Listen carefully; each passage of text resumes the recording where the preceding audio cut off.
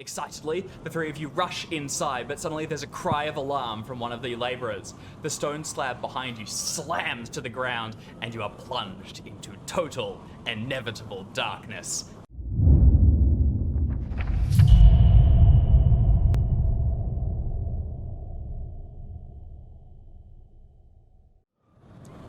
G'day, I'm Dave. I am the Keeper of Arcane Lore on the Stream of Chaos. We are Chaosium's official live play channel, and we're playing Call of Cthulhu.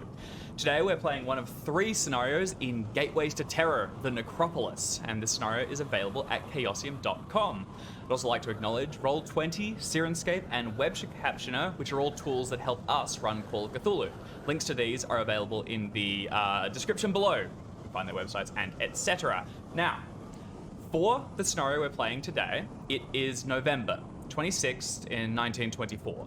The 3 of you have been working tirelessly with shovel, spade, and trowel in the Egyptian Valley of Kings. The sun beats down as you carefully unveil the facade of an ancient structure cut deep into the cliff face. At your command, a party of contracted laborers set to clearing away millennia of sand, and soon a doorway is uncovered. 13 steps descend down towards a tomb which is sealed by a heavy stone slab. Inside, untold treasure awaits. Now, as the workers begin constructing a sort of pulley system to hoist the slab skyward, let's meet each of the investigators. So, why don't you begin? Hi, I'm Art. I'm playing Dr. Ash Farley. I'm a professor of languages at University College in London. I predominantly spend my time translating Germanic texts. My speciality is ancient Egyptian hieroglyphics, and I assume, been brought along at the behest of one of the other characters who will meet shortly to assist in the translation of anything you find down here. What's your greatest accomplishment to date? What have you uncovered? What have you achieved? Well, there was a rather complex discovery in one of the Anglo-Saxon sites around the UK, which I was able to assist with. The piece is resting in the British Museum at the moment, which is quite exciting. I helped with the translation of the text on there, which you can see if you go. But of course, this is my first foray into actual Egyptian artifacts. I'm quite excited. Yeah, I was going to ask, is this your first time doing field work? Like out with shovels and things in the desert? I mean, I have been to archaeological digs before, young man. I don't think that's really quite the appropriate sort of question, but this is my first outside of the United Kingdom. Okay, fantastic. All right, so we have Dr. Ash Farley, Professor of Languages and expert in the historical. Up next, Jackson. Hey, I'm Jackson, and I am playing Burke Bluey Williams, mate. He is obviously an Anzac soldier who was stationed in Egypt during the Great War. There was a bit of an incident. There was a misunderstanding with one of the hoity-toity British officers that ended in fisticuffs. So he was dishonorably discharged from the army, but he returned home and he felt a bit frustrated by his time and felt like he had to return to Egypt, perhaps to, I don't know, reclaim lost honor. He hasn't quite figured it out. I don't think he's that smart. But regardless, he's ended up here on this dig, kind of providing some muscle and some security. And he really needs to impress the employer so that he stays on the payroll. So when you were contracted in, what did you expect to have to deal with? A couple of other rogue artifact expeditions hunting too close to your territory, or sort of roving? Yeah, I guess Burke would have been surprised to hear that like archaeologists need security, and that maybe like filled his imagination with the fact that all of these other competing dig sites also have security, and maybe you know we butt up against each other every now and then. That'd be great. Yeah. Perfect. So you've got a service pistol as well. Have you exchanged it for a trowel at any point? Have you been helping some of the workers, or is that not really your role here? Yeah, I would have been like helping lift heavy stuff and set up the ropes and whatnot. I would have been putting my muscles to work. Not so much in the dirt, but certainly doing all the heavy lifting, as loudly and as conspicuously as possible, just to make it clear that I'm a valued member of the team. There's no point doing anything if you don't get credit for it. That's right. All right, and speaking of people you want to get credit from, Jim. Yes, I am Jim, and I am playing Sir Albert Wellingsley. I am the funding, the excitement, the impetus, the artistic, the creativity. I am everything behind this expedition. It is my child, and I am its greatest product, of course. I was sent down here. I was inspired down here by some kind of divine providence, and I am having a wonderful time. What form of divine providence was this? Was this a vision that came to you, or a particular it's the rune in divine your providence toast? of Papa and Mama, who said that I have to do something if I want my pocket money. Perfect. All right. Well, so Wellingsley, have you done anything practical yet, or are you in a more managerial position? I do everything, of course. I practically lifted. Oh, dear me. There seems to be one of the camp dogs positively making a racket. But anyway, yes, I am an incredibly efficient and hard worker. I am personally responsible for most of the excavation work which has taken place. All the workers have to tell me so or they're fired. Fantastic. All right. Well, in that case, you're well loved because you pay well.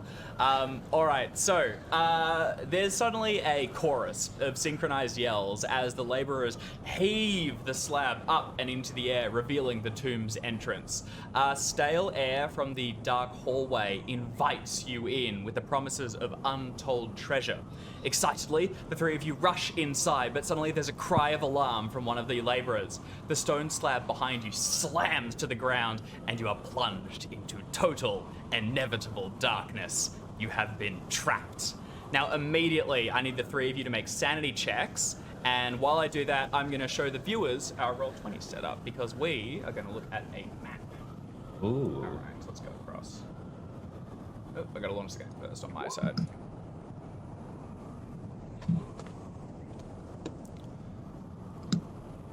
Bluey doesn't like this, apparently. Ash is Dr. Farley's barely holding on. But it's holding on. Holding on all the same. All right, so actually, yeah, no, that works. All right, so who failed amongst us? Bluey. All right, you are going Just to Bluey. take a D2 of sanity loss. The other two are only going to lose a single point. Oh. And so Bluey, why does this terrify you? What's your reaction? It's the massive bang of an enormous stone slab falling right behind him has the same kind of cadence and sudden of something exploding behind him, which is not a good feel. So he'd probably duck and go sprinting and dive for cover at the other end of the room, clutching his head and curling up into a ball until it passes. Yeah, the flashes back to wartime artillery. All right, so in the darkness, you can smell dust, which has been sort of stirred up and into the air around you. It's quiet, apart from that, though. And although you can hear muffled on the other side of this heavy stone wall, the laborers, they begin scratching at it and trying to creak open the slab again. It's gonna take them some time to get it moving. Additionally, above you, Bluey, where you're sort of cowered against one of the walls, you can feel chips of the roof crumbling down around you a little bit. This area isn't particularly stable, and the intent with the pulley was to raise it up slowly and then lower it slowly. That sudden jarring movement has possibly unsettled the tomb and the area around you, but there's possibly still things inside and other places that you can go. Additionally, between the three of you, you each have a candle or a small torch or something which you'd have on your person. You take them out and you light them, and as crackling fire begins to illuminate the room, you can see that you are in a corridor. On either side, there are murals cut into the stone and hieroglyphic work below them, and in the far distance, you can see the shapes, only visible on the edge of your light, which look like pieces of furniture or something, small tables and maybe a chest. What's three of yours immediate reactions. What do you want to be doing? I will begin. This is all a bit of an unfortunate misunderstanding, I think. I'll tell Mr. Williams to please stand and stop making an embarrassment out of himself, and I'll turn and rap quite politely upon the stone door. You've had your fun. Lift it up now. Come on. Yeah, come on. Do you want to give me a... you could try a listen check to see if you can hear what's happening on the other side. Otherwise, an extreme persuasion roll to basically... How about an extreme bloody intimidate? Let me out, or I'll have you all fired. I'll take that, yeah. Unfortunately not. If you want to spend a lot of luck or push an almost impossible roll, you can. But otherwise, you are just yelling into dead air. Dr. Farley and Bluey, as you both stand up, a bit more practical, Wubbingsley berates the stone wall, but to no visible effect. Well, if Sir Albert's talking about firing people, I'm going to join in whatever he's doing. I'm going to run over the door and heave as best as I can while shouting at the workers, "Oi, we're trapped in here! You got to get us out! Got to get us out!" You could give me a straight strength roll to try and lift the stone wall, although from the other side, you noted that it took a team of 6 strong men and a constructed pulley system to get this going. I'm not trying to lift it. Maybe I can just shift it enough that it falls down. I don't know. It just fall. Just scoot. Just scooch it a little bit. Just a little bit. Just scooch. Just scooch Just it. enough to... 80 strength. That is a really good good God. roll. I'll tell you what. With that, as you're able to like find a chip section, and Wubbingsley stands back and claps you on the shoulder. Good man. There's initiative. You are able to shift it just the tiniest bit, but as you do, the roof reacts, crumbling down a little bit around you, and you carefully set it back down. This cannot be opened by just yourself. You will need the others to synchronize and to heave it. But you are certain that if this comes down without a secure way of catching it, the whole roof could crumble, killing you or trapping you in the tomb inside. You step back. Is there any chance I shifted enough to let some sound in? Or some air? There's a little bit of air maybe filters through.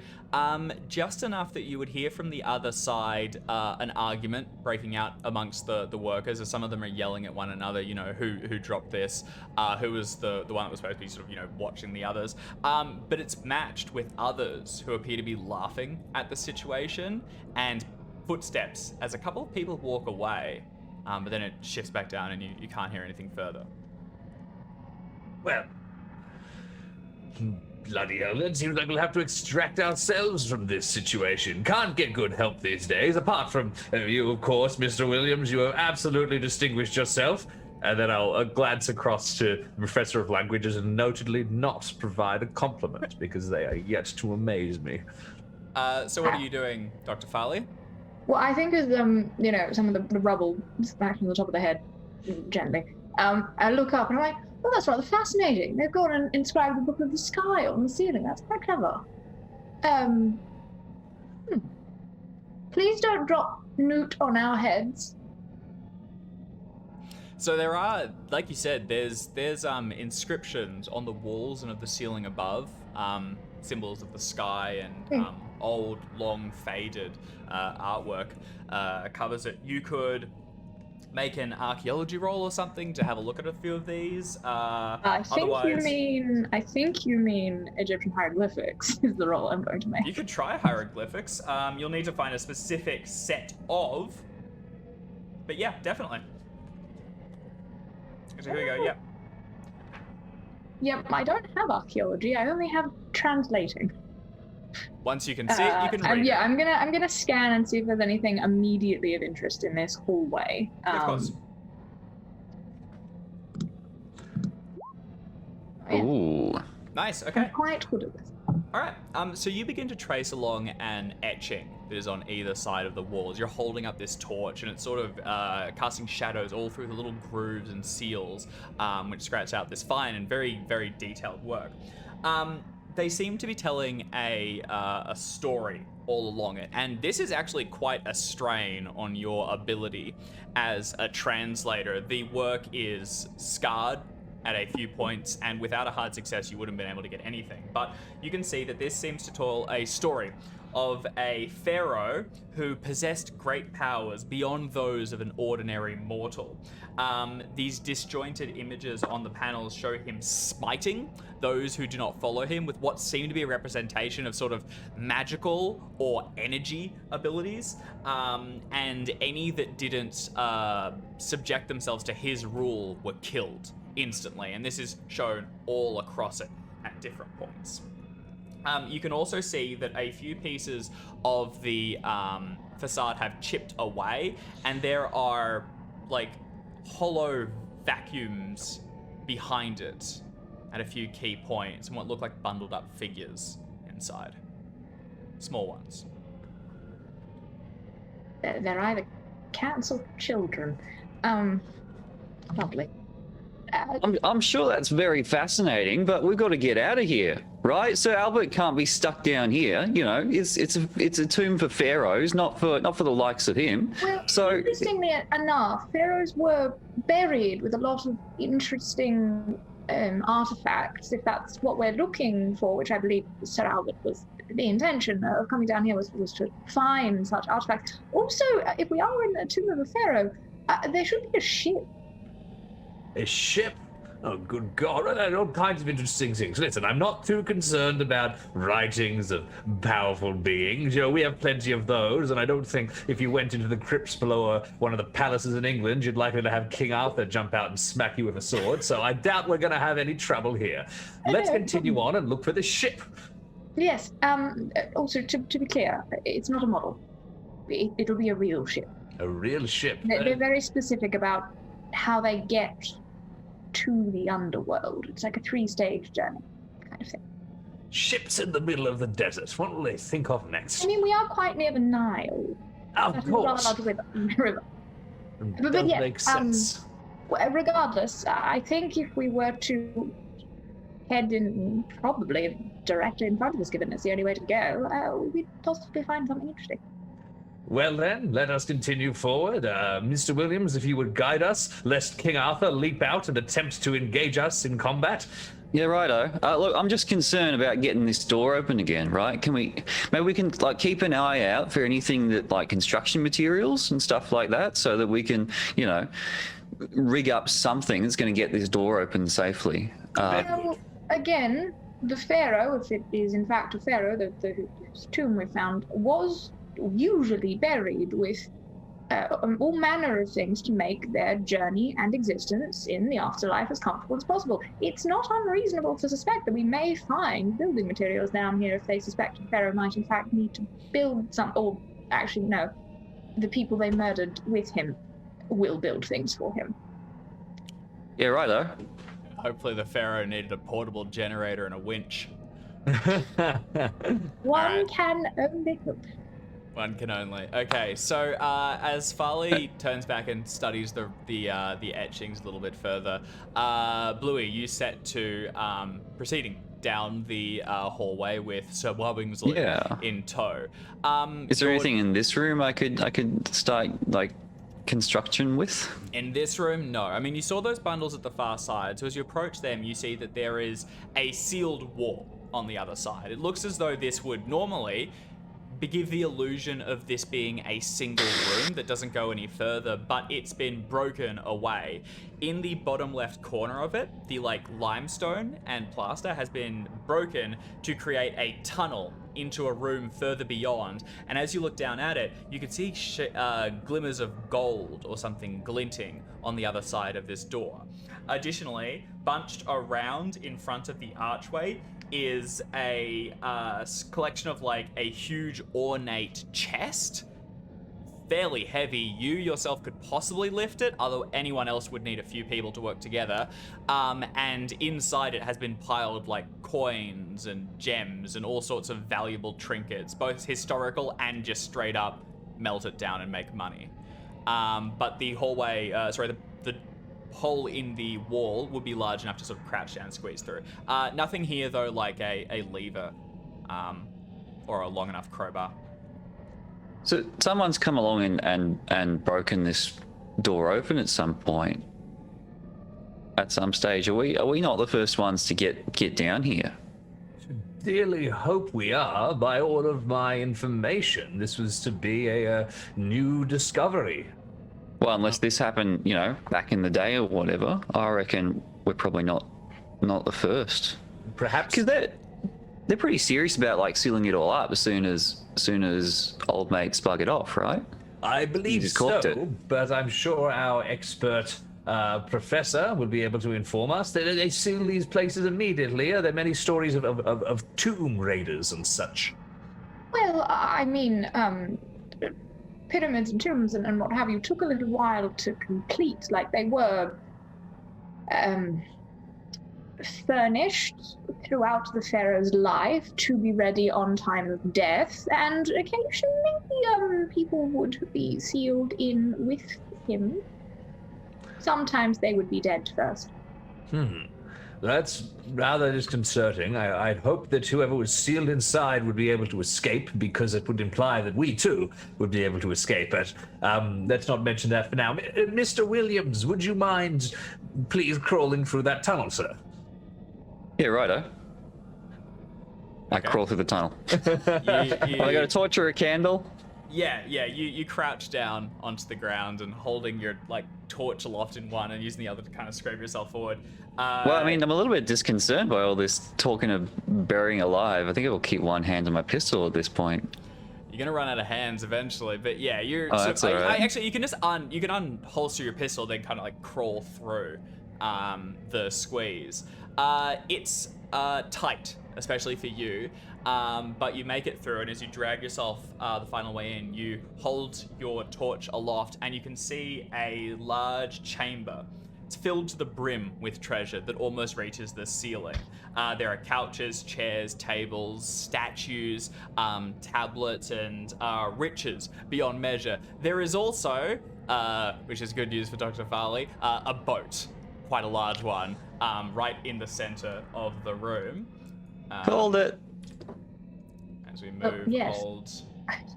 I may or may not have done my research before starting today.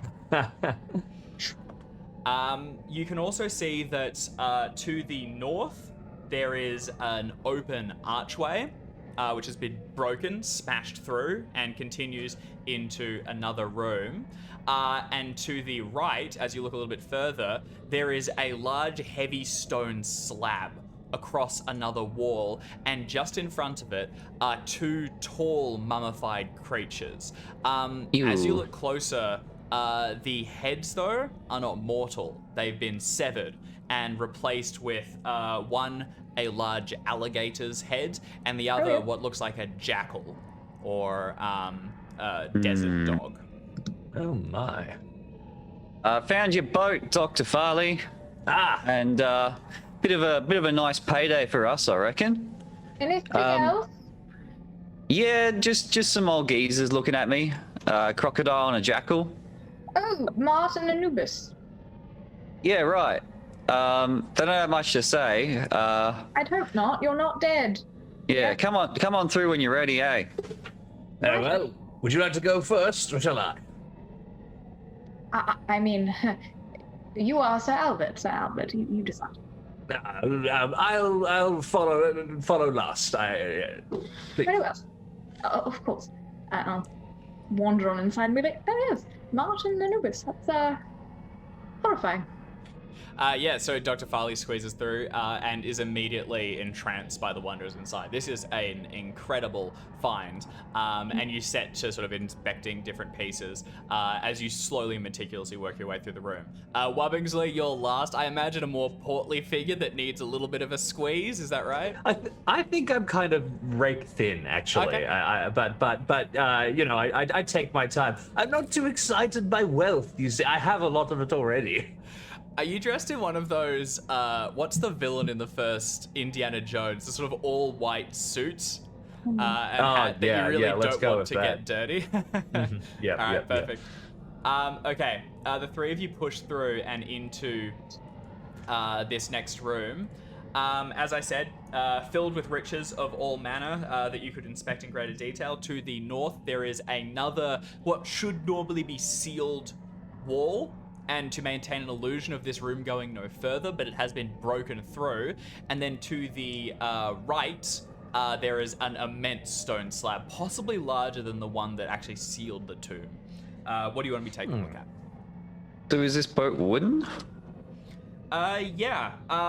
Wooden core, but with a lot of golden filigree and detail work. It is clearly more ornamental than practical, but it'd float for a while. All right, so I'm going to start looking at the joins on this one, see if I can't start pulling it apart, assuming no objections from my colleagues, because this is a matter of life and death here. So just going to have a look at these planks, see what we can jury rig up to try to pry that front door open. Your alternative, if you're looking for something to lever with, the two mummified figures, the one with the alligator head is holding a tall, like, battle axe of shining silver, like it's still pretty nice, and the other one, the jackal-headed creature, has a khopesh, which is like a long sickle-esque sword. Those being metal might serve your purpose. Right. No, yeah, I think we'll use those as the levers and then just use some of the wood to reinforce the ceiling as best we can. Nice. All right, so you're going to look at that. Dr. Farley and Sir Wubbingsley, what's your intent? First of all, After you, please. I was going to say, I'm going to make a retraction, which is not Mart. Amit is the crocodile-headed god who will eat you if your heart isn't lighter than feather. Yes. Good time. I double-checked my notes and was like, no, wrong god. Whoops.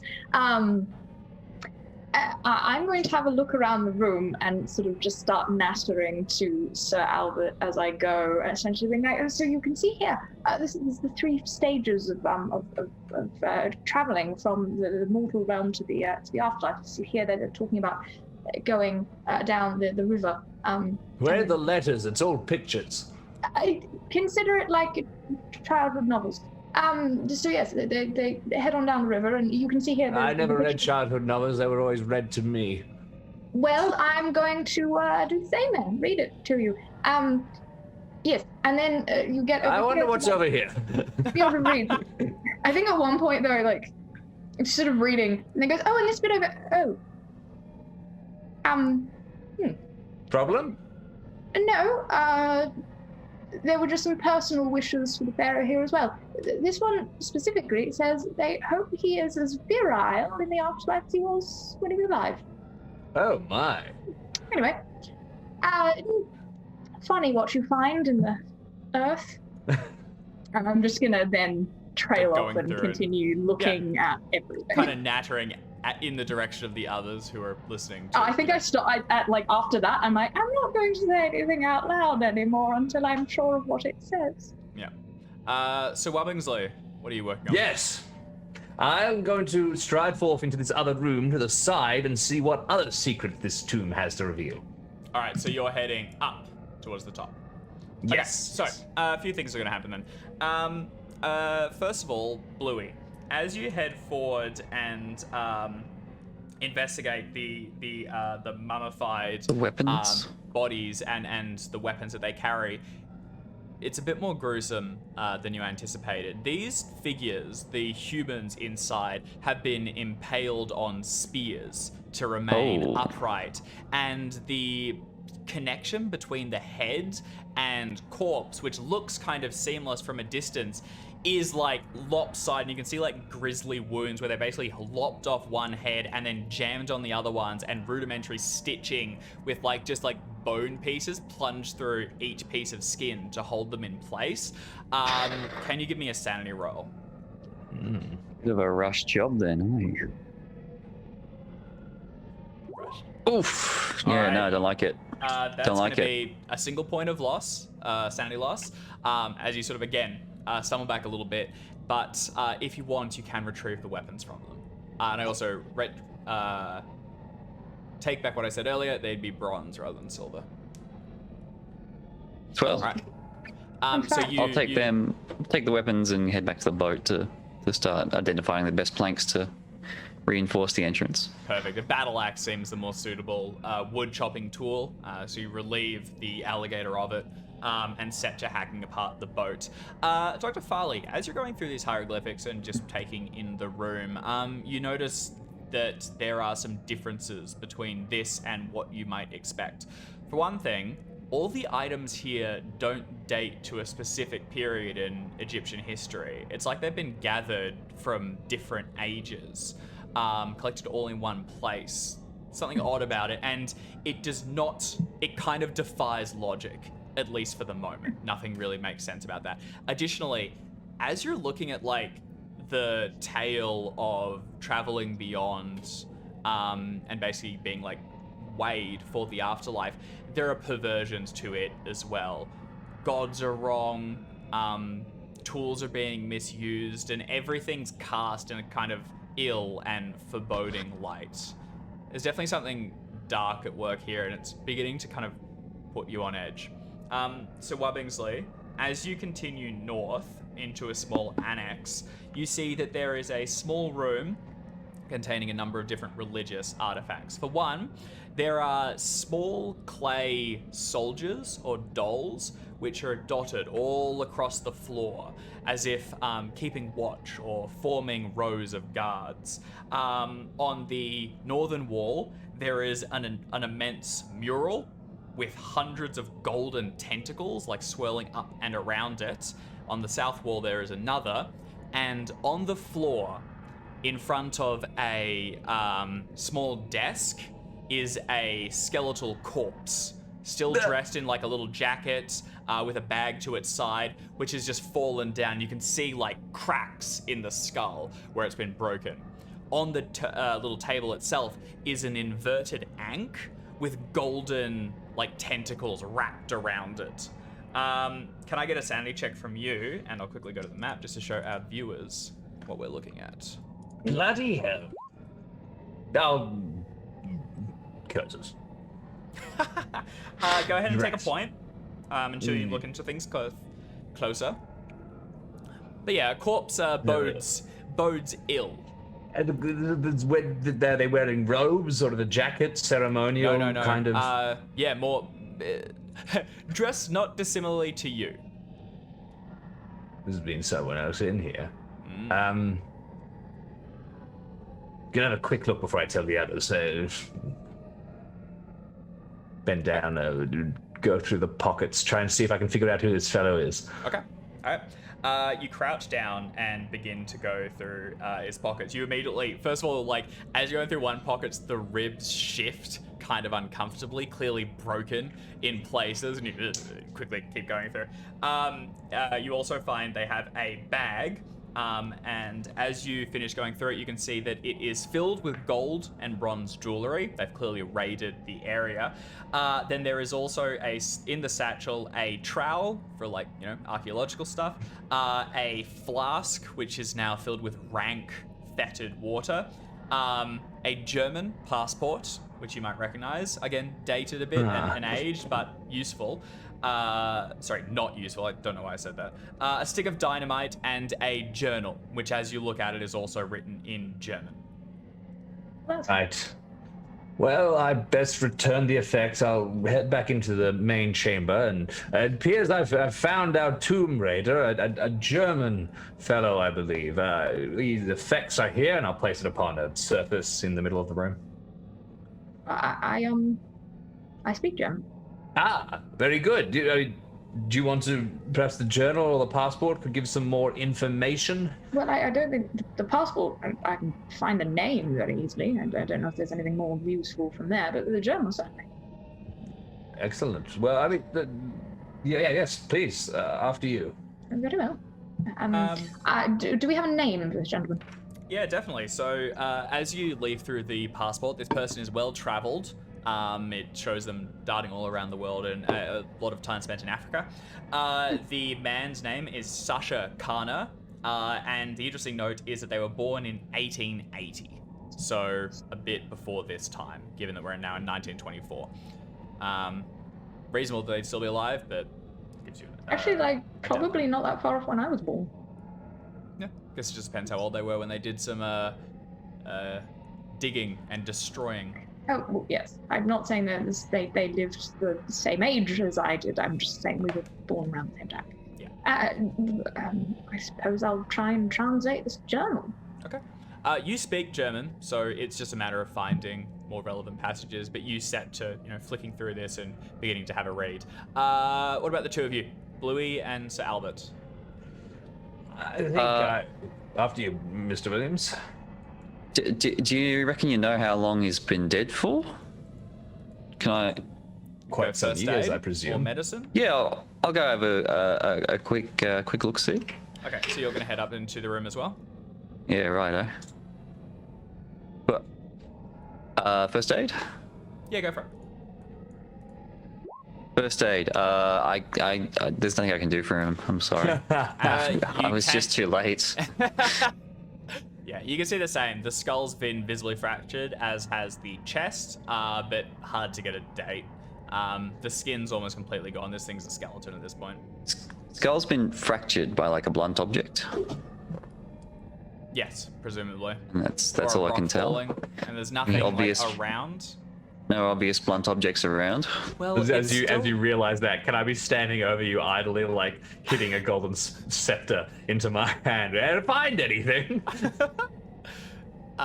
There's like the scattered little clay statuettes around, and there's the large inverted ankh, but nothing on the floor around him to indicate like a tumble or something smashing against him. Possibly betrayal.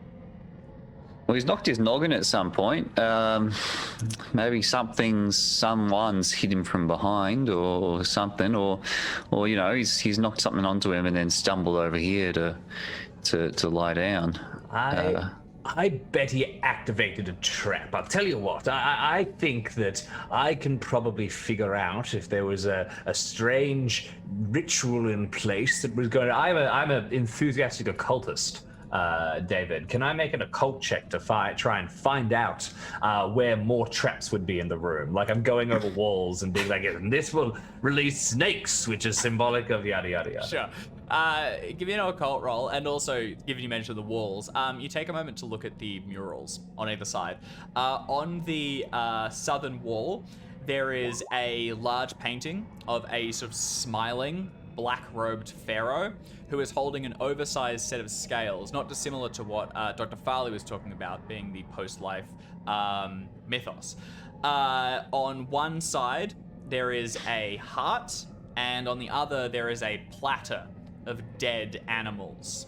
A kneeling figure just in front of it, which has the head of a wolf, has a chest wound, which is being stretched open by two smaller men to show a gaping void inside. With your successful occult roll, you can see that this is a representation of the weighing of the heart ceremony, where the gods judge mortals to see if they are worthy of entering into the afterlife. But again, this is a perversion of it. Typically, it's weighed against a feather, but what you see here is a platter of dead animals, which you actually suspect represent the other gods in the Egyptian mythology. The kneeling figure with the chest being torn apart seems to represent Anubis, or possibly Set. It's hard to tell. Right. There are also hieroglyphics along some parts of the wall, but you can't translate those. Briefly, on the northern wall, you can see there is a scene of an Egyptian city being attacked by this army of sort of like twisted and horrible looking beings.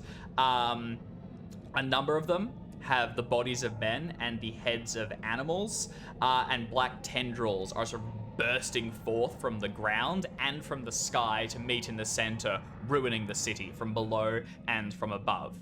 A pharaoh, robed entirely in black, is seen with a just black smear for a face, and is seated on a pyramid-like throne, which is being carried by some of the animals. I need a sanity roll from you. Very, very good, very good. Yeah, Papa. You're all good? Yeah, okay. Take 1 point. Lumenhead. As we do this, Art, I've just shown you a handout. Do you want to take a look through that? And then once you've had a look at it, I'll get you to read it for the audience as well. I So that's have what to you're like looking at lean into my computer because it's very small. If you scroll down, I've transcribed it into text. Will probably be a little bit easier. Or you can right-click Oh, on yeah. the image in a new tab. Yeah.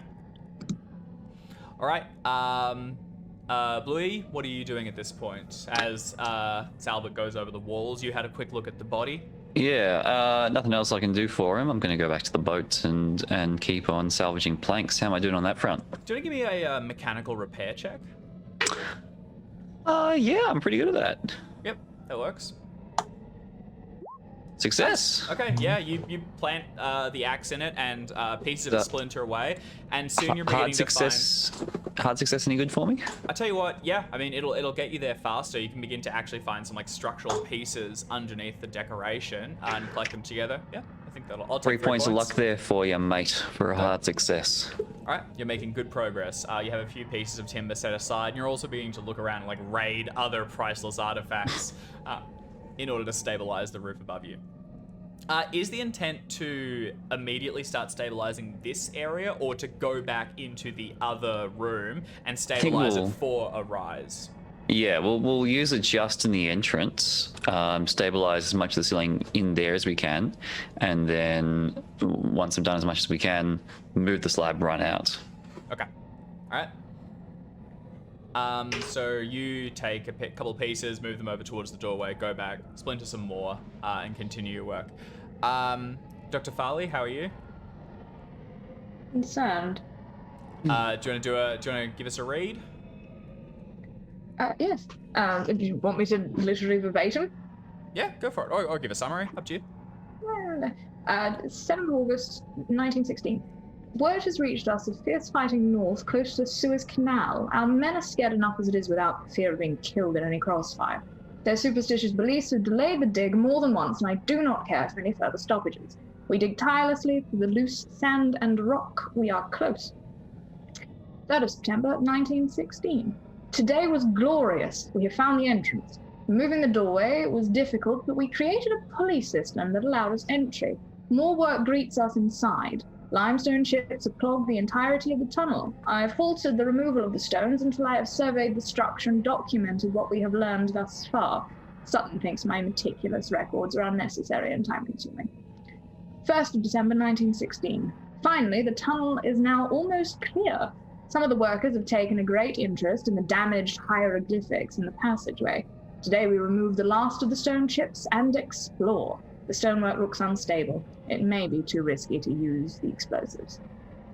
3rd of December, 1916. Sutton is dead. The local labourer attacked us and broke his neck when he refused to be forced inside the tomb. Beware the children of the Sphinx. I plan on waiting a couple of hours in the hope that they will have gone. I'll gather some of the jewellery and then make my escape. This place will not be my tomb.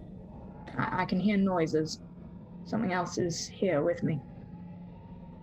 As you finish reading it to your allies, Bluey has stopped for a moment his splintering work, and Sir Wubbingsley begins to return from the annex.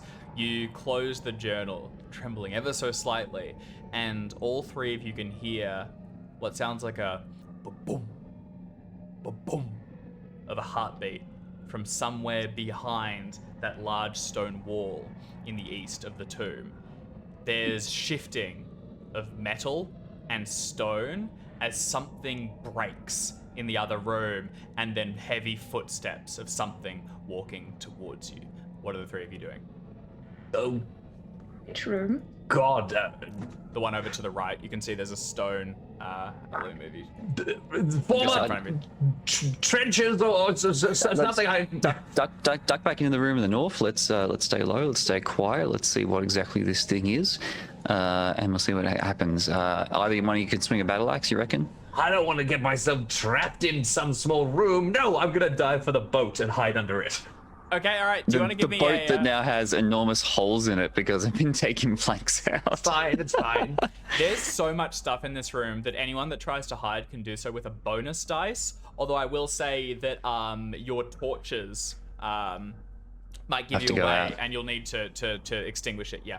Additionally, as you're looking at them, they are beginning to fade a little bit around you. I'll place my torch just down in the middle of the room, and then hide. So I'm not holding it. Yeah. All right, give me a stealth test with a bonus dice. Dr. Farley and Bluey. I'm going to duck into the North Annex as recommended. Yep. And hide there with my pistol well and truly drawn. All right. I will presume that. So if we go to combat, you'll add 50 to your initiative because you have a firearm readied. I'll also say that you have you'll get a bonus die for basically being ready to go. That said, Outstanding. as long as you are holding a torch in your other hand, you will take a penalty dice on attacks because you can't steady. Yeah. No, I'll have to put the torch out and put it down to stay hidden. Are you going to extinguish it? I think I'll have to, otherwise whatever is in here is gonna know we're there. So sorry, are you going to try and hide or are you aiming?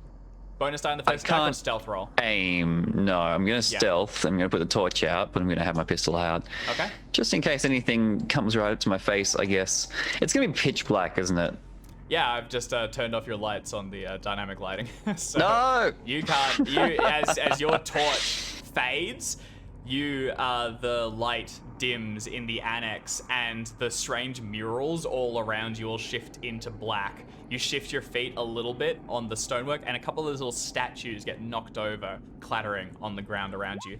Give me a stealth check with a bonus dice. Ash, 36 is regular success. you're good. Dr. Farley, what do you want to do? I'm getting behind the man with the gun. Always a good strategy. All right, do you want to rate give me a it. stealth check as well? Mhm. Are you keeping your light? I will probably defer to Mr. Williams if he says get rid of it. I shall get rid of it. Get rid of it. I do have capacity to relight things should you require light. Just to nudge me. Did Sir Albert drop his torch still lit? Or did he put it out? Yes. I put mine still lit in the middle of the room and then scurry boy. off to hide. Righto, bold move.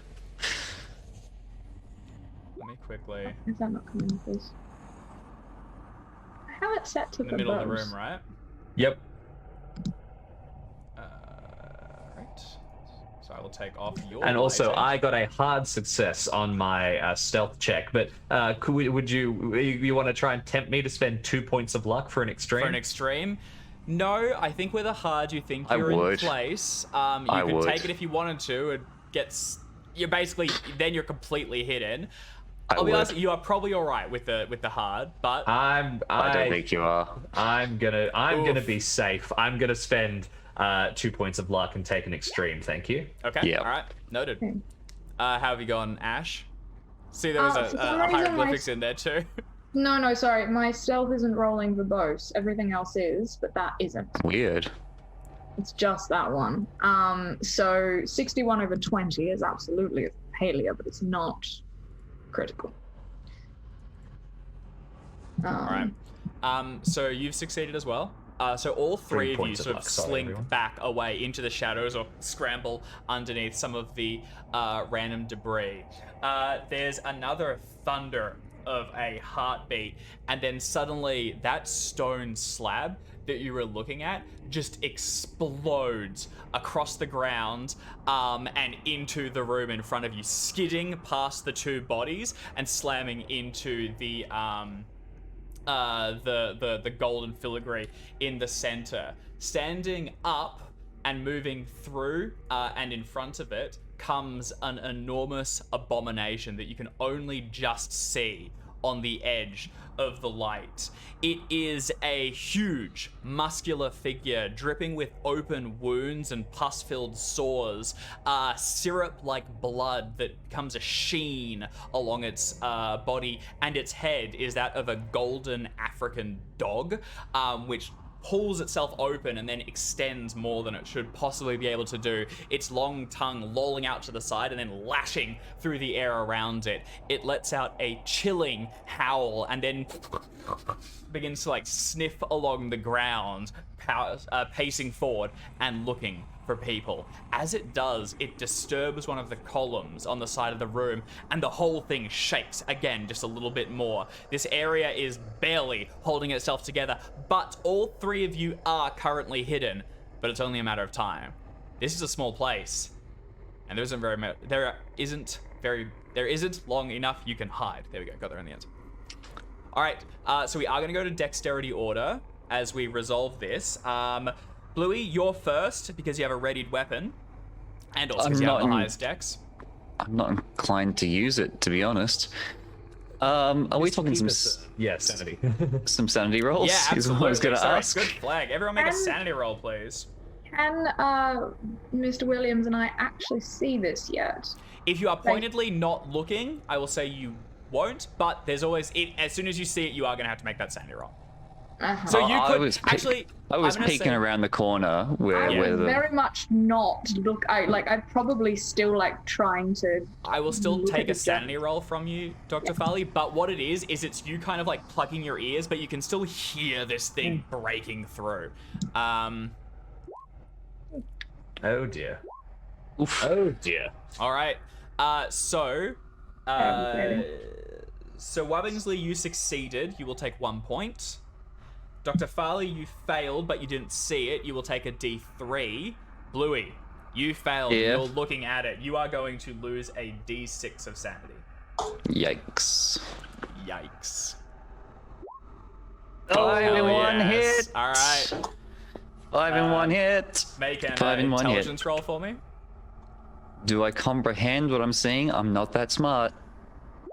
No. All right, you're okay. You look at it and you just kind of push it to the back of the mind. This is a problem for later and for therapy. All right. I am 2 points off indefinite insanity, though. You're up first. Oh, no. Alrighty. I'm not inclined to shoot it because I don't want to draw attention just yet. It's just kind of stumbling around. Which direction was it going in? It's probably best I can moving tell. towards Sir Wubbingsley. Yeah. That being said, he rolled really well on his hide, so he's like not only under the boat, he's under a thing under the boat. Even if it gets thrown off, he's scrambled his little way in there. That's what I'm counting on. Probably moving to the torch in the center of the room, the only thing letting the three of you see. At the risk of this becoming a bit tired, did I hear there was a stick of dynamite in the Germans' belongings? There absolutely was. Yes. It'd be good to have that on hand. Wubbingsley, do you think you have that, or would you have left it behind? I don't think I brought it. I think I grabbed the journal and if I did, I placed it in the middle of the room with everything. Okay. But I don't think I consciously took anything. So, Bluey, can you give me, given the darkness and everything, can you give me a spot hidden check? Oh. Oof. You can push it. Almost a critical. You can push it, possibly alerting the creature to your position, or you can spend a lot of luck. I would prefer not to push that. But perhaps I will whisper to Dr. Farley. Old mate over there's got a bit of dynamite. Might be good to have that close to hand. Just an aside. This whole place is going to come. Sorry, just assume I'm whispering, because otherwise it's going to be difficult. Yeah. The whole place will come down if we use that. Yeah, I reckon so. Oh, I see. You're going to bring Nooch down on its head. Better that than whatever it is get out there. Maybe there's something in the next room we can use. I'll take a look for it. If I see it, I'll point it in your direction. I'll point you in its direction. I will. Yeah. Meantime, let's just duck into where it came from. Assume it keeps going in the right direction. That's a good idea. Righto. Too easy. No worries, mate. Fair dinkum. Fair dinkum. So you don't want to do anything, basically, Blue? You're just going to keep an eye on it, keep it trained? Yeah, I guess you did the spot hidden. You, like, fumble around with your foot for the dynamite, but you're being very careful not to knock over the little dolls that surround the area. Okay, yeah. all right. Your turn passes, and we go to Sir Albert Wubbingsley. Okay. Now, this thing's coming this way. I don't want to be here, and there's no way to run back in that direction or that direction. I'd like to try and get past the creature. Okay. Quietly. What do you want to Sneakily. try and do? So just circle around the outside of Yes, the firelight? Exactly. At the edge of the firelight, just kind of circle past and sneak through and hide in the room that it came from. Okay, I am gonna need either a dexterity or a dodge test. I will give you a bonus dice because you hid very well and it doesn't know you're there, but you do need to skirt past it. Very good. Dexterity. Go for it. Success. With a bonus, still a success. Okay, all right. You shift. Let's go to the right layer. You shift around it and into another room, but in the darkness, you like squeeze past this thing and your hand brushes against one of the mummified creatures for a moment. You can barely see anything.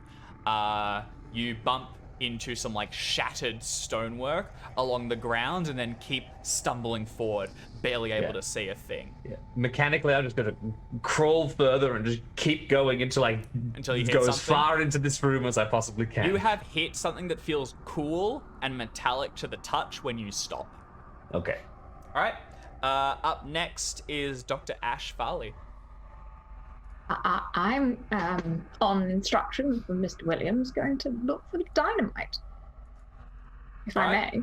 may. Make a spot hidden check for me. Oh dear. No. Yeah, no, unfortunately. You could push it, or you could spend some luck, if you please. Quite a lot of luck. It is 32, 22.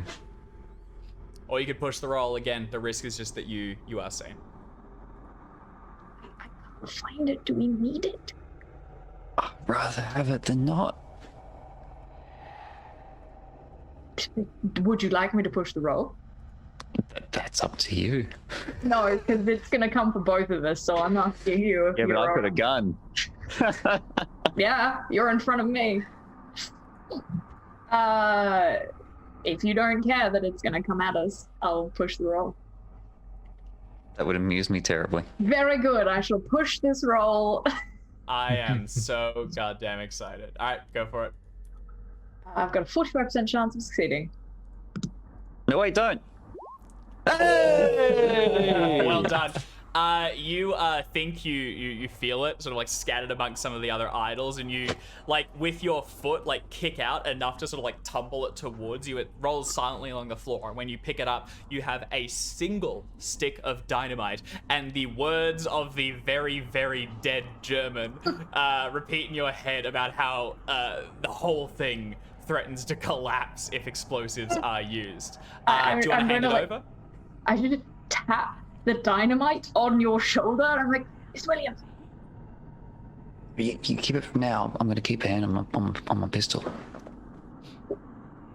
Tuck it into whatever bag I have with me for the time being. All right. So you jam it into your pocket, and then as the turn passes to the abomination, it slinks further into the room. It reaches the torch in the center of it, and as it does, one large foot reaches out and just crushes, pushing it down into the gold, and the light goes out. So I've given each of you some vision. That's like your current area and kind of based on you feeling things out, but you can see nothing. It is pitch black, and I need all of you to make a sanity check. 2 points of... Oh, not good. Okay. All right. The failure will just be 1 point. And be tracking indefinite, because remember, if you lose a fifth of your sanity... That's 1 more point for me. I'm down from 50 to 41. Wow. 9 points lost. A fifth is 10. 1 more point, and I'm indefinitely insane. You can also no longer see the creature. You can hear snuffling from the other room, and you can hear clinking as it like breaks things around it, but there's no sight of the thing, and you're now going entirely off touch. All right, we go back to the top with Burke Bluey Williams. At the very least, can I tell whether it's moving away or toward the annex? Make a Or is listen it... check. Oh, a 20. Hey! This won't be your full action. This is just kind of getting a read for it. Yep. Hey, that's pretty good. It is not currently going to the annex. No, it's probably following the most recent scent, which is Albert, and it's going over. Like it's the boat was destroyed, so it's going towards that. And it's beginning to rifle through it. You can hear shifting, and you don't necessarily know that Sir Albert has escaped and isn't still cowering under it. So as it begins to like scrape through it. Actually, with a success, I will say you also hear like the tiniest from the other room, and you know Sir Albert is away. Excellent. All right. Sir Albert All is right. now goofy. Yeah. I reckon. Oh, Yeah, oh, fuck. I'm gonna die. I'm gonna whisper back to the good doctor. I'm just looking at the boat. I reckon we'll make a break for the other room it came from. 3, 2, 1, scramble. All right. Do you want to give me a dexterity roll? I will. And I'm gonna say this is going to be with a penalty dice, given you are in complete darkness, scrambling along the ground. Or I could take stealth. Up to you. Stealth with a penalty? Yes. Either or, dexterity or stealth. Stealth being like just creeping around and going slowly. Dexterity I'll being take basically the dex. Sprint sneaking. yeah. Because you are all I currently gotta- hidden. Oh, Oh, beauty! Got a penalty. With the penalty die. Alright, here we go. Oh. Oh no! Luck it. You Luck it. bastard. Or you can push it. 87 turned to 65 20 luck. is 23? 22. 22. 22? I can afford it. All right, it's done. You Zoom. go like stumbling out. You step over the things, but it's when you get to suddenly you feel the like bandages of one of these staked and mummified figures, and you flinch, almost stumbling backwards. But it's Albert who hears you coming and reaches out, like grabs you down to the ground, and the two of you are now in the other room. Away from the creature. As you went past, you were also certain that you came uncomfortably close to the abomination. Yeah. Oh. I'm gonna, with the end of my turn, turn around and point my pistol back toward the darkness, getting ready to charge back in there and start shooting if it sounds like Dr. Farley runs into trouble. Okay. But I'm hoping they were right behind me.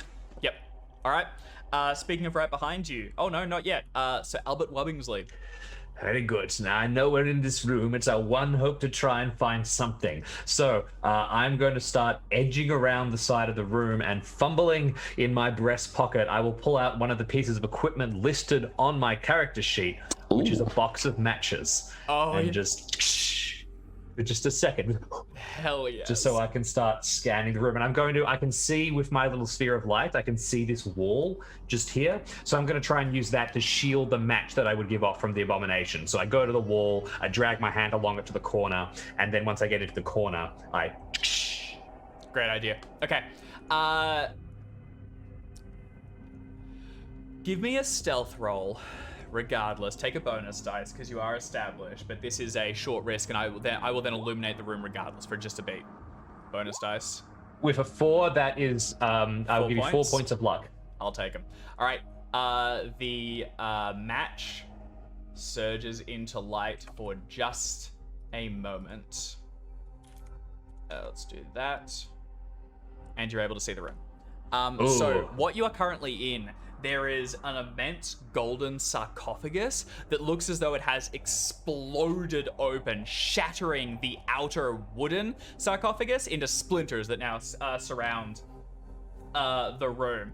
A pair of wooden oars stand up in the far corner of the room, and to the south, you can see that there is another door or an open arch which continues further down. I mean, my intention was to go straight down to the corner, and I can now see that there is a doorway which I hope leads to victory. So I'm gonna be heading for that. Okay, all right. Lastly, as you like spark it, you only see it for a moment, but as the match begins to fade back down to that tiny little glimmer, the sarcophagus Normally the lid depicts like a sort of like a noble pharaoh, regal and sort of like in control. This one is screaming in anguish. Its face like contorted in pain and agony. And the match back down to nothing. Can you give me a sanity roll?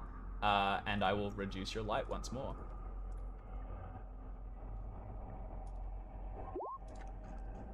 Just a point.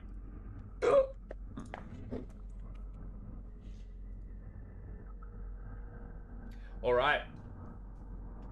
That takes your turn as you begin to follow the wall south towards the door, which you know is further down. Dr. Ash Farley, you're away.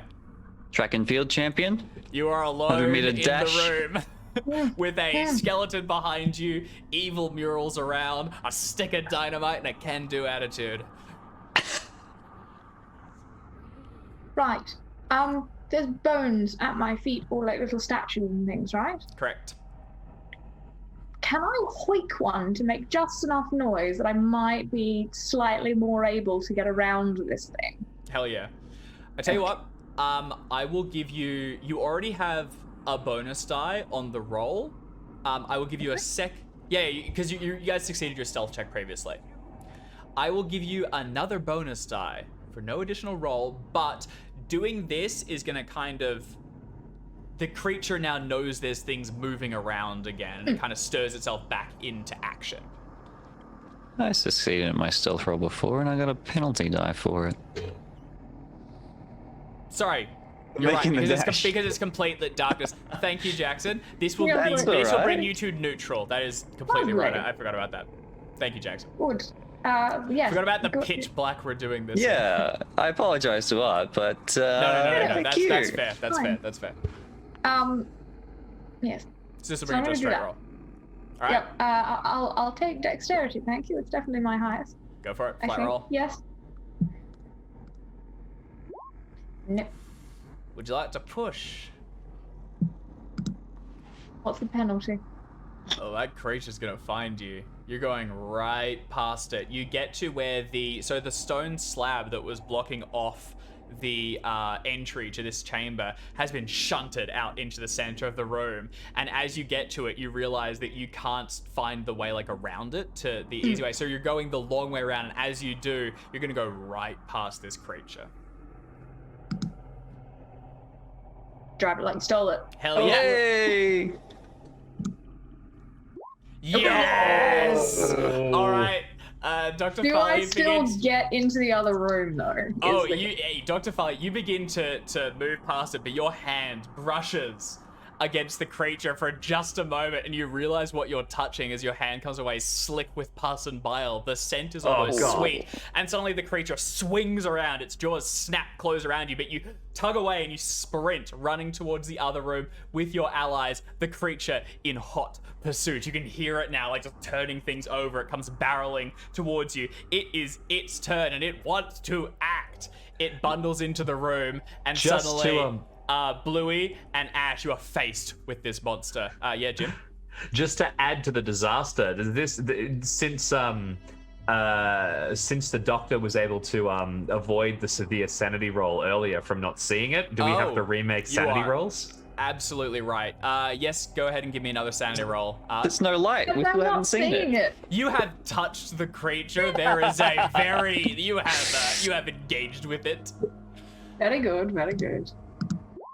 Okay, you're I right. have You to got, you're say, right. You got the gist just- of it. It's fine. Nothing just- different about this. Just, right. just very politely, fuck you. All right, as the creature breaks into the room, it towers above the two of you, and it is going to make a swing. So At it will attack. Dr. Farley. Yeah, it's the one that it was chasing. So let's give it a whirl. like a dog. From one of its hands, forward tumbles an immense khopesh, one of those like long sickle-like swords, and it swings it across the room towards you. Dr. Farley, would you like to dodge or attempt Dodge. to fight back? No, I will dodge, thank you. Okay. You will have a penalty dice as long as we are in complete darkness. None of you can see. This is This is its terrain, not yours. Someone might want to think about getting some light going. Oh no, that was my next plan. All right, go ahead and give me that dodge roll. Very good. I don't think I'm doing very well with this. No. I don't think it's With going to penalty check. dice. So you could, if you spend 26 points of luck right now, that succeeds. And I will tell you, it rolls 3d6 of damage. Oh God. 26 points. That's not much. Look, given that it takes like 30 points not to die, and I feel like this is the same bloody thing, because I have like 9 hit points, yes. If it makes it better as well, 30 points is only a pulp rule. That's a pulp roll. Oh yeah, I forgot about that. I only have 45 luck. What did you say I need to spend? It would be 26. Brings you down to 19. It does indeed. Very well. That, I will dodge. Yes. All right, yeah, it's just dumb luck. This thing swings across you, and you tumble down to the ground past the splintered wood and the ice-cold sarcophagus. It roars in anger. Its attack unsuccessful, and Bluey, you have the initiative. I did say I was aiming, and it is like close, It's like right up in your point shit. blank. And it's large, which if it's above a certain size, It's actually you'll also... technically. Oh no, hang on, you're right. Let's count it out. Its build is 4, so yeah, so you will gain bonus die for point blank, bonus die for its increased size, penalty dice for the darkness. Bonus die for we're aiming. Aiming. still I up. was aiming at the end of my last turn. I moved I and think then I aimed. mechanically you're right. I'll give it to you. I just You're right, moved and then I aimed back toward the door. All right. Yeah, you're right. You had a pistol, and also its large size comes through the doorway towards you. Yeah, take two. Go for it. Excellent. All Try right. it. Try and Impaling. succeed. Here we go. But it's close All enough. right. I'm going to riposte you. You can try. I will absolutely try. All right. Success. Not a success, but still a success. And the last one, 25 is a hard. It got a hard as well. That just gets you in. All right. No. Riposte loses ties. Yeah, I know. Yeah. That gets it got a hard success as well. The hard success gives it to you. It was close. All right. Yeah, you thumb the hammer and squeeze up around. There's a flash of bright light, and suddenly all of you can see the creature towering above Bluey. And then it thuds. How much damage do you do? Dose. Tell you what. You're on the board. We count that. It does not have a unending pool of hit points, I would just say. That's 2 is good not to going to know. do it. But all right, yeah. With the flash, you will see it for a moment. It recoils, and then it keeps its charge. How does a revolver work with multiple attacks? Can I have another go with a bonus die? Is that how No, it goes? unfortunately. So you can, but you need to flag it in advance. What you can do is you can, like, I think it's called fanning the hammer or something. You Okay. can take a penalty dice on all 3 On all the attacks attacks, and attack yeah. 3 times. Well, I needed the extra bonus die to hit it at all, so that's fair enough. But for next time, you can absolutely take that. Excellent. All right. That is going to bring us to Sir Wubbingsley. The other 2 are engaged with the monster which is powering behind you. Everybody, this way, quick! And I'll try and urge them into this room. Can I sprint into this room and light another match? I'm going to look for the next door to continue ahead. And this time you're not bothering with like hiding it. Subtlety? No, I'm yelling to them to get this way. I think we've been spotted.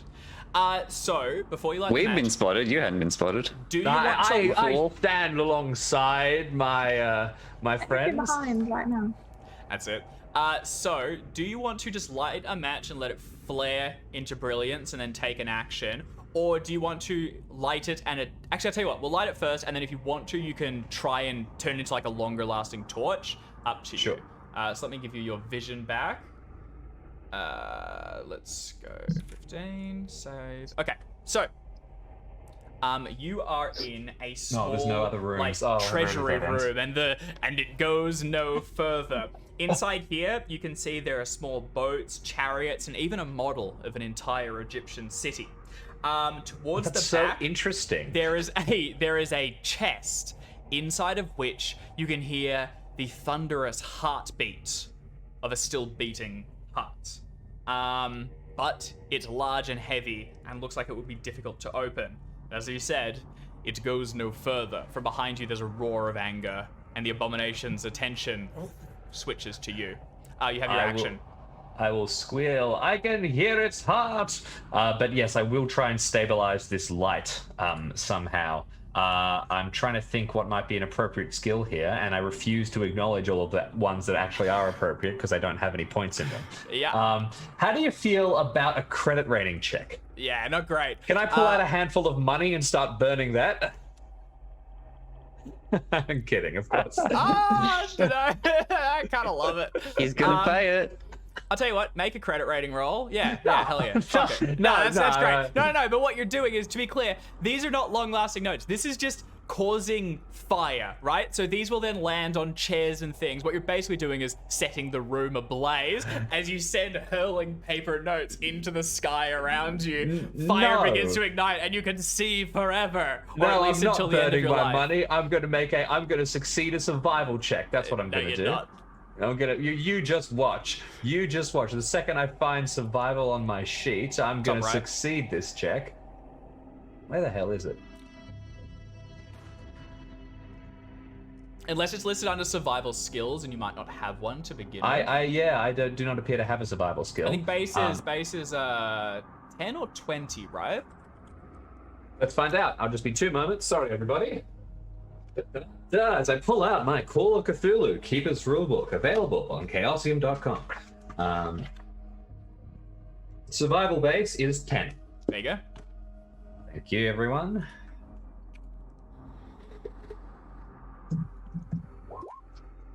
Ooh. Got it. Do you want to spend 1 point to make that an extreme? Reckon.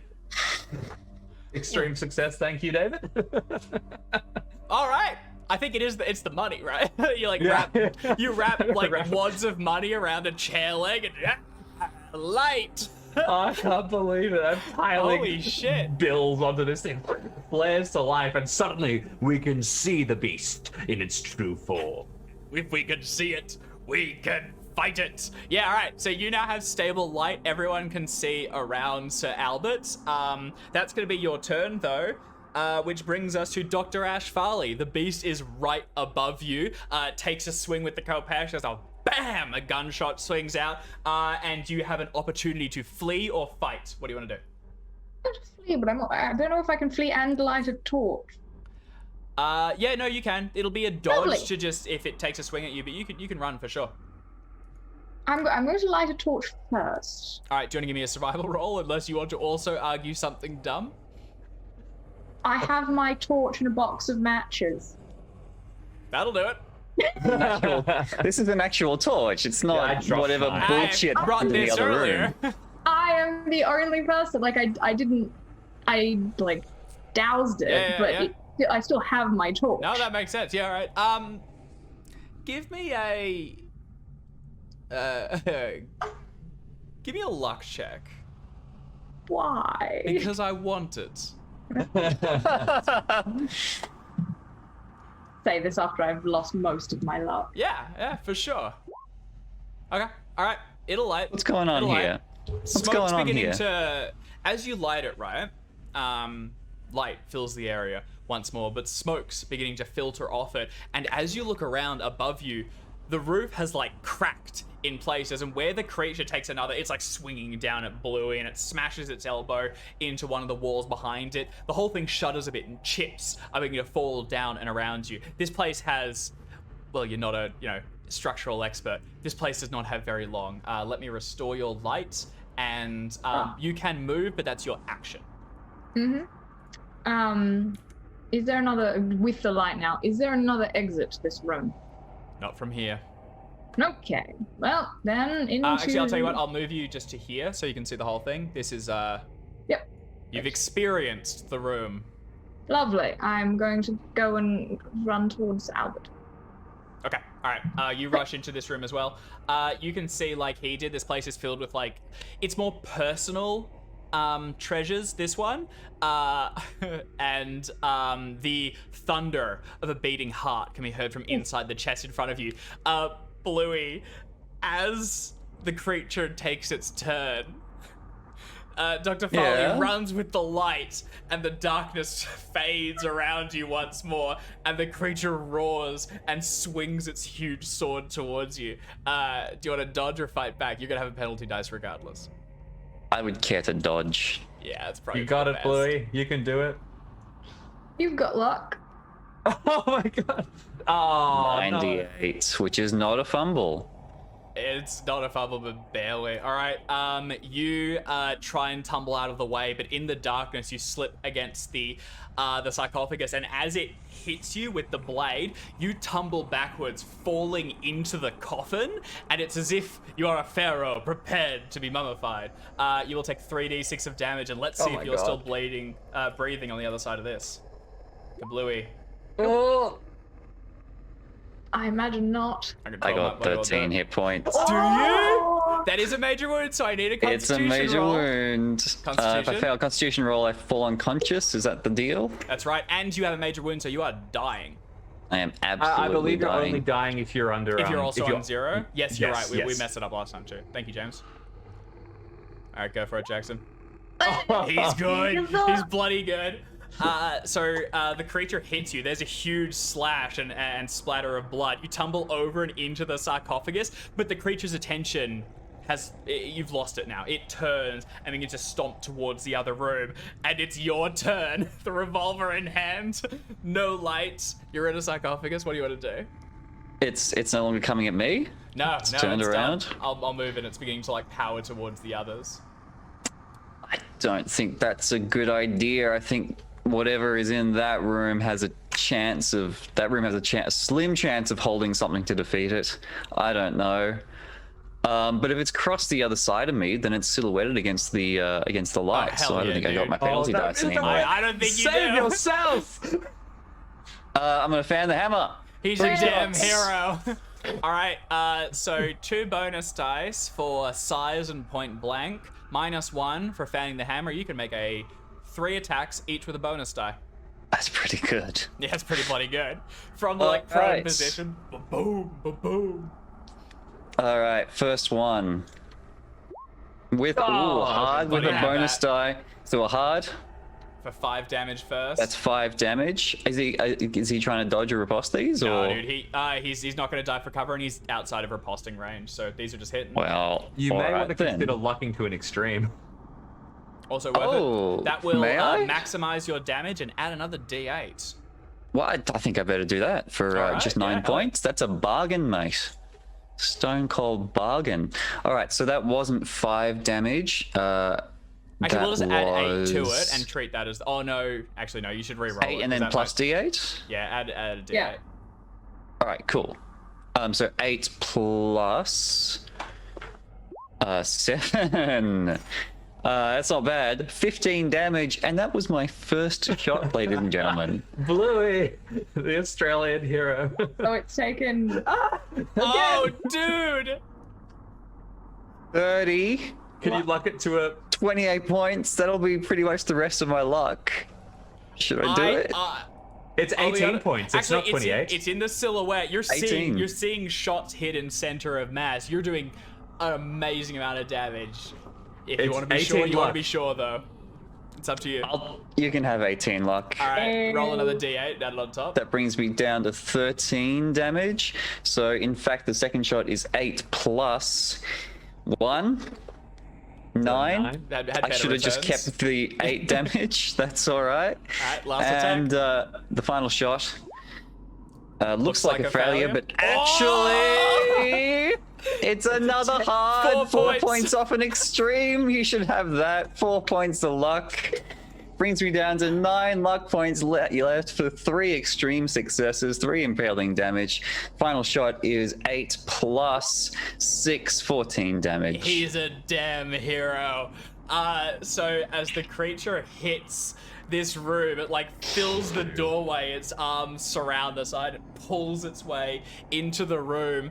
The two of you look around, light filling the area, and scream in terror, and then boom, boom, boom. Explosions of blood from the front, and it staggers, its mouth open, black blood spilling down and dripping onto the floor, and then it tumbles to one knee and reaches out towards the chest with the beating heart inside it and slams into the ground.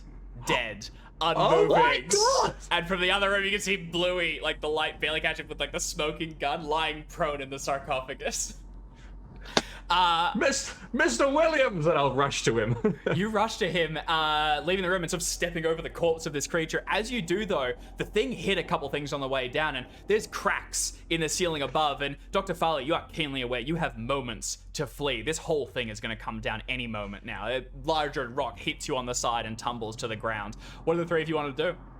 Quick, grab him and to the entrance. We can use the dynamite to escape. And I'll grab the poor man's shoulders and start trying to shuffle him towards the entryway.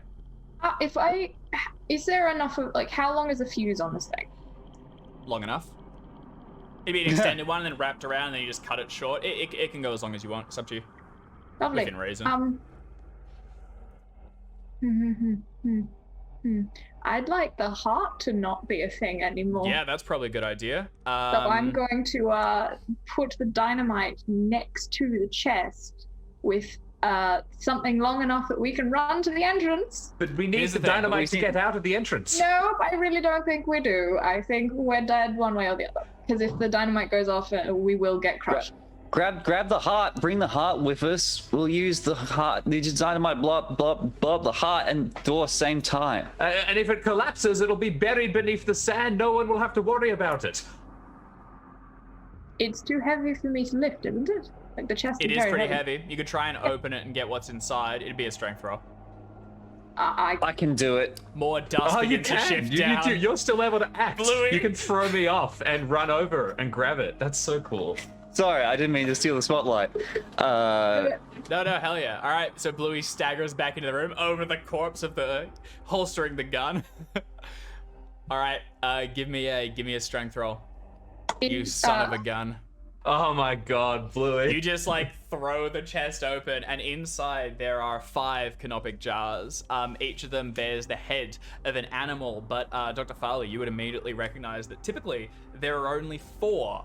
One of them has an inverted ankh atop it, and you can see the whole thing kind of quiver as the heart inside beats.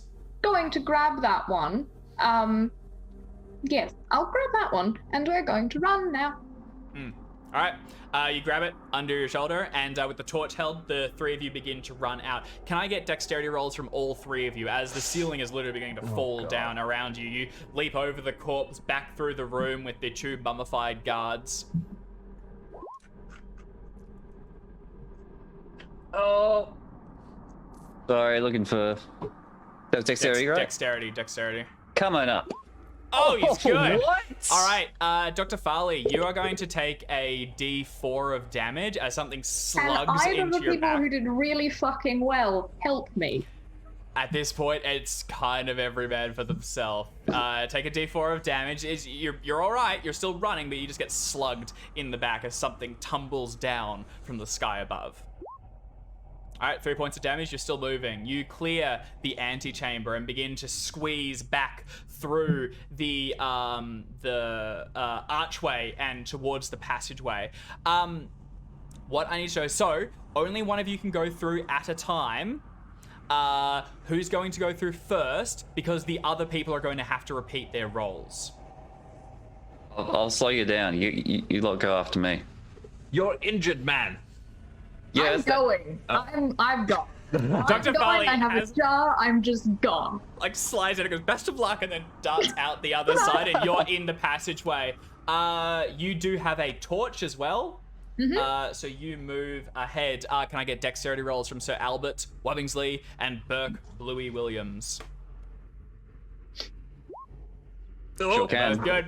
All right, who wants to go next? From the other side, Professor, you begin to head towards the doorway. Who's going through next? I'll seize Mr. Williams by the collar and I will say, Bluey, I've never done something in my life. I've always let others do it for me.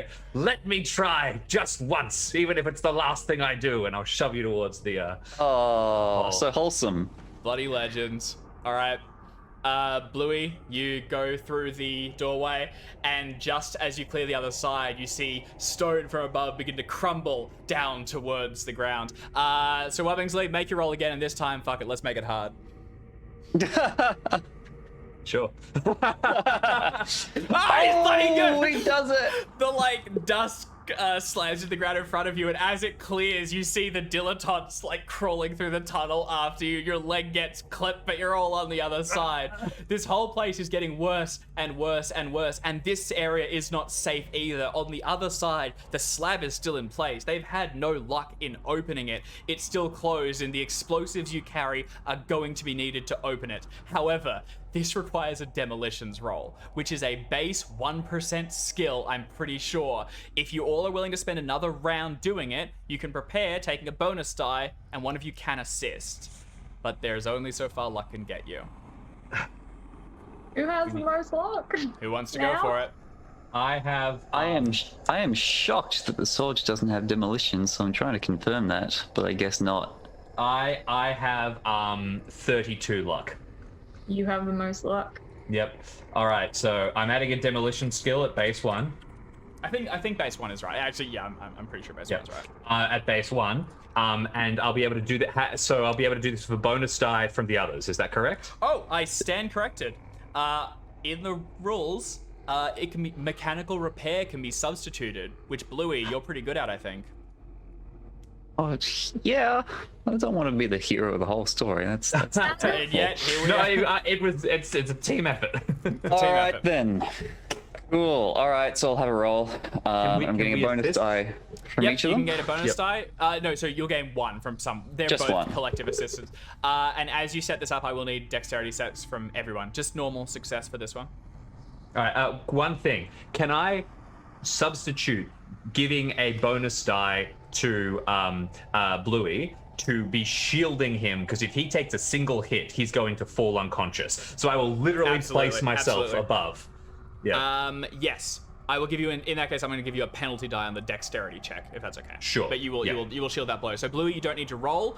You don't have a bonus die. Dr. Farley, make a normal dexterity check. Dr. Farley's still assisting though. Oh yeah, you're right. That's true. Yeah. I play that. All right. I take it back. So rolls are going to be Dr. Farley making a normal dexterity check, which has succeeded. So Wubbingsley making a penalty dice dexterity check, and Bluey making a mechanical repair with Mechanical a bonus repair. dice. I failed my dexterity check. Do I know it? Oh. It's a D4 of damage to you, Sir Albert. 3!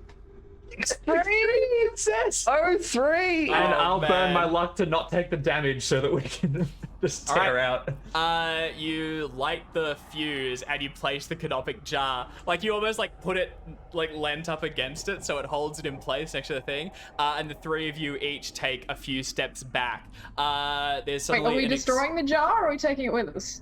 destroying, right? That was the read I got. I don't know. You're the one carrying it. It's your call. Destroy it. It's next to the dynamite. Blow It's it your up. call, Dr. Farley. You were carrying it. Are you holding it or is it down? There's no time to argue. It's yours.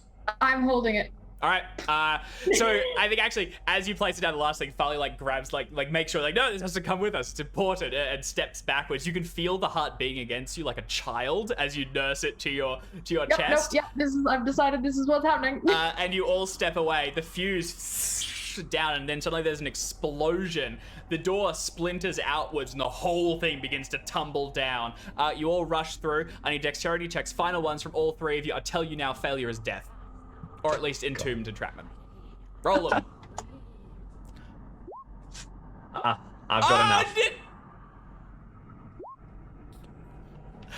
The dice have spoken. Alright. I'm gonna leave these in your hands. What happens with the final explosion? So this place is coming down, and as the explosion triggers, everything just tumbles. Rocks slam into the ground around you, building walls as you try and move past them. You can each try and do a final action or something, but Dr. Farley, Sir Wubbingsley, unless you have the luck to... I've got the luck to burn. Okay, so Wubbingsley might have a chance. I'll tell you what, Farley, you can push it. I reckon the heart... I reckon you have to leave the heart behind. That's gonna be it. It's like, you know, you get that point where it's there and you have to choose between it or the other one. I mean, I'm pretty sure I'm still gonna die because I'm not gonna succeed There's this, always but a I'll push it chance. because I'm dead one way or the other. Man, Oh my god. they can't be killed if you try. This is an extreme, which would suggest I get out with the jar. Yeah, the penalty doesn't apply. The But penalty's it's only if you fail it. Oh. All right. And Albert had enough luck? I have 32 luck Albert remaining. has I just burned my enough luck. All right. Bluey, you're the first out the door, and you rush up the stone steps. The whole thing crumbles around you. It builds like a tomb behind you, and for a moment you think there's no chance, when suddenly like there's an explosion and a coughing splutter as Sir Wubbingsley tumbles out onto the ground in front of you and crawls his way up the steps towards you. It's another beat, and a literal beat, before Dr. Farley returns, because the jar that they were carrying has been smashed into splinters, lacerating their hands, and they are carrying, almost nursing like a baby bird or something, a beating, pus-filled heart as they like drag their way out and up into the harsh desert winds of the Egyptian Valley of Kings. The tomb behind you crumbles into dust and ancient history, and the workers around you all see the heart beating, and in terror they run, for they know that this bodes ill, and that should the Dark Pharaoh return, all will be laid to waste. And Dr. Farley may have just beckoned him in. What's a very brief epilogue for the 3 of you? What comes of this? Bluey goes to, I guess, a nearby field hospital, rests up for a few days, and then returns back to his farm in the outback, having considered that he has repaid his debt and reclaimed his honor from his time in the war. That box has been checked. Nope. You're a damn hero. You've earned your rest, soldier. All right. Who next?